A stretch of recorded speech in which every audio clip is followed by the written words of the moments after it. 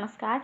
ये महाभारत कथा पूरी तरह से वेद व्यास महाभारत के ऊपर आधारित है। यदि आप इसका निरंतर श्रवण करना चाहते हैं तो इस चैनल को सब्सक्राइब जरूर कर लें और आगे आने वाली सभी पॉडकास्ट के नोटिफिकेशन के लिए बेल आइकन को भी जरूर से प्रेस कर दें। अब हम सुनेंगे श्रीमद् भगवद गीता का ज्ञान कर्म संन्यास योग।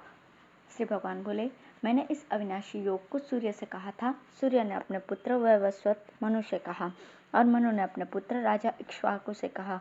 परंतु अर्जुन, इस प्रकार परंपरा से प्राप्त इस योग को राजर्षियों ने जाना, किंतु उसके बाद वो योग बहुत काल से इस पृथ्वीलोक में लुप्त प्राय हो गया। तू मेरा भक्त और प्रिय सखा है, इसलिए वही ये पुरातन योग आज मैंने तुझसे कहा है, क्योंकि ये योग बड़ा ही उत्तम रहस्य है। अर्जुन बोले, आपका जन्म तो अर्वाचीन अभिहाल का है और सूर्य का जन्म कल्प के आदि में हो चुका था। तब मैं इस बात को कैसे समझूं कि आप ही ने कल्प के आदि में सूर्य से ये योग कहा था। श्री भगवान बोले, परंतु अर्जुन, मेरे और तेरे बहुत से जन्म हो चुके हैं, उन सबको तू नहीं जानता, किंतु मैं जानता हूँ। मैं अजन्मा और अविनाशी स्वरूप होते हुए भी तथा समस्त प्राणियों का ईश्वर होते हुए भी अपनी प्रकृति को अधीन करके अपनी योग माया से प्रकट होता हूँ।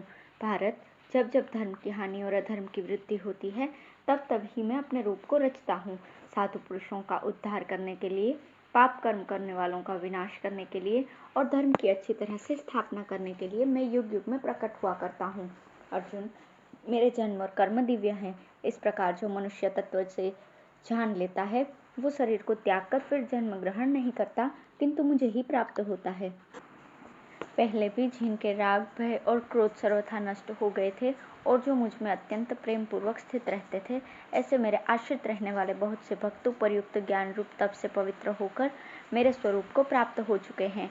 अर्जुन, जो भक्त मुझे जिस प्रकार भजते हैं, मैं भी उनको उसी प्रकार भजता हूँ, क्योंकि सभी मनुष्य सब प्रकार से मेरे ही मार्ग का अनुसरण करते हैं। इस मनुष्य लोक में कर्मों के फल को चाहने वाले लोग देवताओं का पूजन किया करते हैं, क्योंकि उनको कर्मों से उत्पन्न होने वाली सिद्धि शीघ्र मिल जाती है। ब्राह्मण, क्षत्रिय, वैश्य और शूद्र, इन चार वर्णों का समूह गुण और कर्मों के विभाग पूर्वक मेरे द्वारा रचा गया है। इस प्रकार उस सृष्टि रचनादि कर्म का कर्ता होने पर भी मुझे अविनाशी परमेश्वर को तू वास्तव में अकर्ता ही जान। कर्मों के फल में मेरी स्पृहा नहीं है, इसलिए मुझे कर्म लिप्त नहीं करते। इस प्रकार जो मुझे तत्व से जान लेता है, वो भी कर्मों से नहीं बंधता। पूर्व काल के मुमुक्षुओं ने भी इस प्रकार जानकर ही कर्म किए हैं, इसलिए तू भी पूर्वजों द्वारा सदा से किए जाने वाले कर्मों को ही कर। कर्म क्या है और अकर्म क्या है, इस प्रकार इसका निर्णय करने में बुद्धिमान पुरुष भी मोहित हो जाते हैं। इसलिए वो कर्म तत्व मैं तुझे भलीभांति समझाकर कहूँगा, जिसे जानकर तू अशुभ से कर्म बंधन से मुक्त हो जाएगा। कर्म का स्वरूप भी जानना चाहिए और अकर्म का स्वरूप भी जानना चाहिए तथा विकर्म का स्वरूप भी जानना चाहिए, क्योंकि कर्म की गति गहन है। जो मनुष्य कर्म में अकर्म देखता है और जो अकर्म में कर्म देखता है, वो मनुष्यों में बुद्धिमान है और वह योगी समस्त कर्मों को करने वाला है। जिसके संपूर्ण शास्त्र सम्मत कर्म बिना कामना और संकल्प के होते हैं तथा जिसके समस्त कर्म ज्ञान रूप अग्नि के द्वारा भस्म हो गए हैं, उस महापुरुष को ज्ञानीजन भी पंडित कहते हैं। जो पुरुष समस्त कर्मों में और उनके फल में आसक्ति का सर्वथा त्याग करके संसार में आश्रय से रहित हो गया है और परमात्मा में नित्य तृप्त है, वो कर्मों में भलीभांति बरतता हुआ भी वास्तव में कुछ भी नहीं करता। जिसका अंतःकरण और इंद्रियों के सहित शरीर जीता हुआ है और जिसने समस्त भोगों की सामग्री का परित्याग कर दिया है, ऐसा आशा रहित पुरुष केवल शरीर संबंधी कर्म करता हुआ भी पाप को नहीं प्राप्त होता।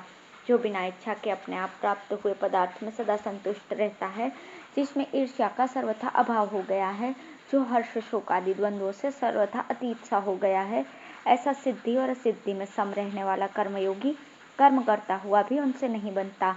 जिसकी आसक्ति सर्वथा नष्ट हो गई है, जो देहाभिमान और ममता से रहित हो गया है, जिसका चित्त निरंतर परमात्मा के ज्ञान में स्थित रहता है, ऐसे केवल यज्ञ संपादन के लिए कर्म करने वाले मनुष्य के संपूर्ण कर्म भलीभांति विलीन हो जाते हैं। जिस यज्ञ में अर्पण, स्त्रुआ आदि भी ब्रह्म है और हवन किए जाने योग्य द्रव्य भी ब्रह्म है तथा ब्रह्म रूप कर्ता के द्वारा ब्रह्म रूप अग्नि में आहुति देना रूप क्रिया भी ब्रह्म है, उस ब्रह्म कर्म में स्थित रहने वाले पुरुष द्वारा प्राप्त किए जाने वाले फल भी ब्रह्म ही है। दूसरे योगीजन देवताओं के पूजन रूप यज्ञ का ही भलीभांति अनुष्ठान किया करते हैं और अन्य योगीजन पर ब्रह्म परमात्मा रूप अग्नि में अभेद दर्शन रूप यज्ञ के द्वारा ही आत्मा रूप यज्ञ का हवन किया करते हैं।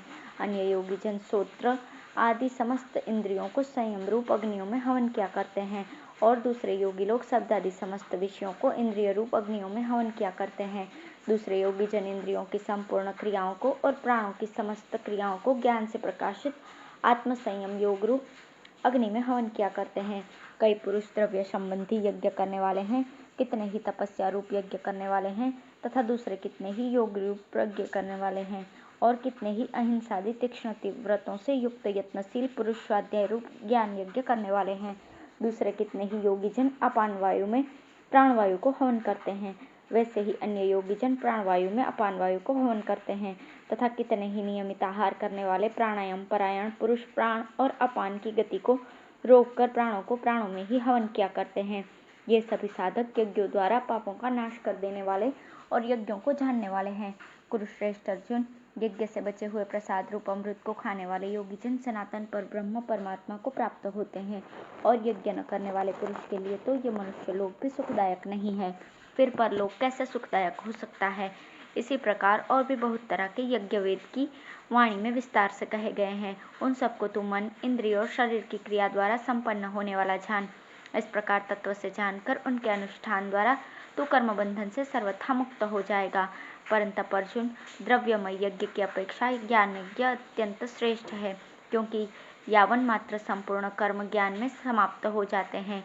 उस ज्ञान को तू समझ श्रोत्रिय ब्रह्मनिष्ठ आचार्य के पास जाकर उनको भली भांति दंडवत प्रणाम करने से, उनकी सेवा करने से और कपट छोड़कर सरलतापूर्वक प्रश्न करने से परमात्मा तत्व को भली भांति जानने वाले विज्ञानी महात्मा तुझे उस तत्व ज्ञान का उपदेश करेंगे, जिसको जानकर फिर तू इस प्रकार मोह को प्राप्त नहीं होगा।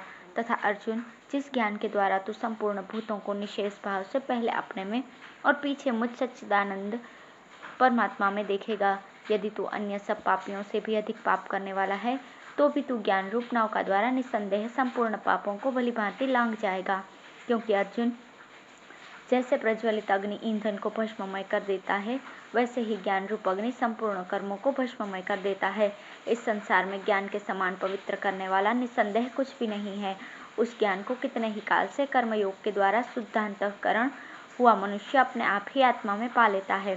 जितेंद्रिय, साधन परायण और श्रद्धावान मनुष्य ज्ञान को प्राप्त होता है, तथा ज्ञान को प्राप्त होकर वो बिना विलंब के तत्काल ही भगवत प्राप्ति रूप परम शांति को प्राप्त हो जाता है। विवेकहीन तथा श्रद्धाहीन और संशयुक्त पुरुष परमार्थ से भ्रष्ट हो जाता है। उनमें भी संशयुक्त पुरुष के लिए तो न ये लोक है, न परलोक है, और न सुख ही है।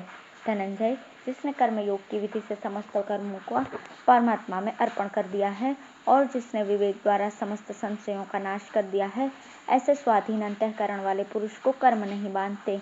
इसलिए भरतवंशी अर्जुन, तू हृदय में स्थित इस अज्ञान जनित अपने संशय का विवेक ज्ञान रूप तलवार द्वारा छेदन करके समत्व रूप कर्मयोग में स्थित हो जा और युद्ध के लिए खड़ा हो जा।